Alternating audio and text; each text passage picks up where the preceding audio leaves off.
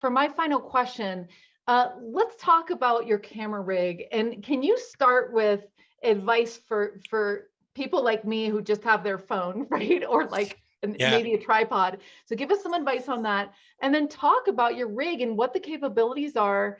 And yeah, share your journey with that. Okay. Number one advice, do not use autofocus. Please, please, please, please, please. How many videos have we seen on YouTube where the focus is going in and out and it's like, oh man, they captured something terrific, but it's totally out of focus and totally ruined. It comes into focus for a second and then it's gone. With a camera on your phone, the best way to deal with this, wherever you are, maybe there's a bright street light off in the distance, even the moon or a star. Okay, go on your phone. If it's an iPhone, press and hold the screen. It locks the focus. If you can remember that one thing from tonight, I will have accomplished my purpose here. It drives me crazy so much seeing all these videos that the person got something special. It was ruined by the camera. So, with your camera phone, with your phone camera, press and hold and lock the autofocus, auto exposure. Now you can move around and it's going to be focused at infinity for the rest of the time you have your screen open.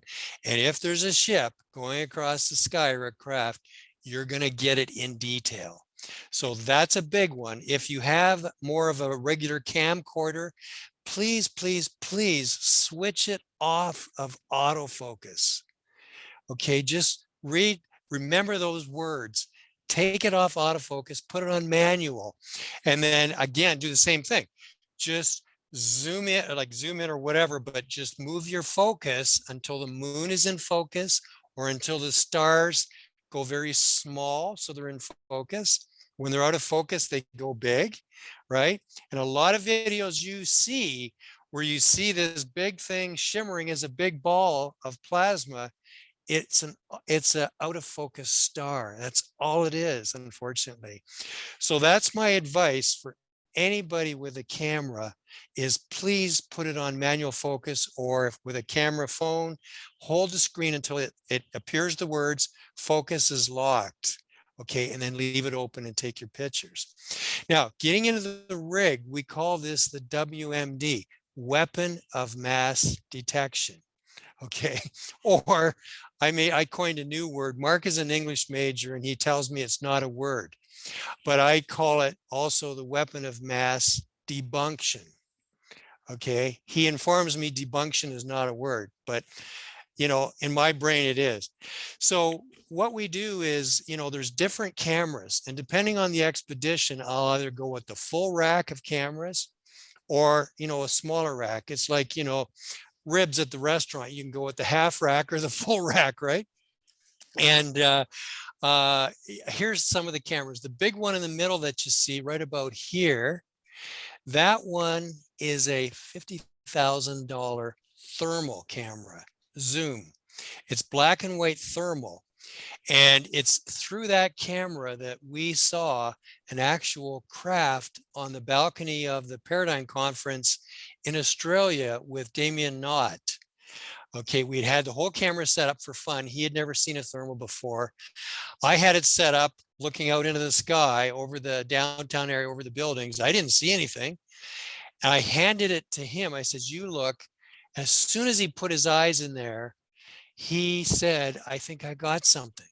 I thought he was putting us on. I look and there's an actual craft, disc shaped with a dome on top, slowly moving across the sky. Now, we had Kelly with us and others, and it was not captured in any of the visible or full spectrum equipment. It was only in the thermal. It wasn't even captured in the infrared camera. Okay, it was only the thermal. Infrared is like near infrared is just off of visible. Thermal goes further into the infrared band and it's more heat versus light. And so we captured it. I believed I was recording it at the time. And then we went to play it back and it was all snow. The audio was captured, but the video was all snow. So you know, is that a case of the ETs, you know, where they gave us another cosmic carrot?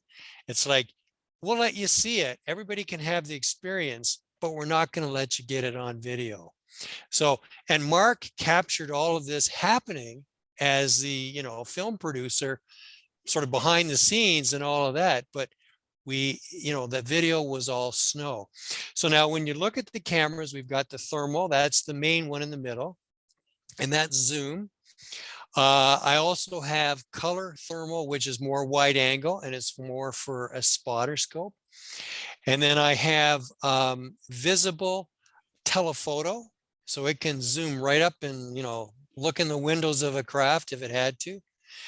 I've got zoom full spectrum cameras. So the filter's been taken out, so there's no filter. So it's the actual sensor of the camera picking up everything that's coming into the lens.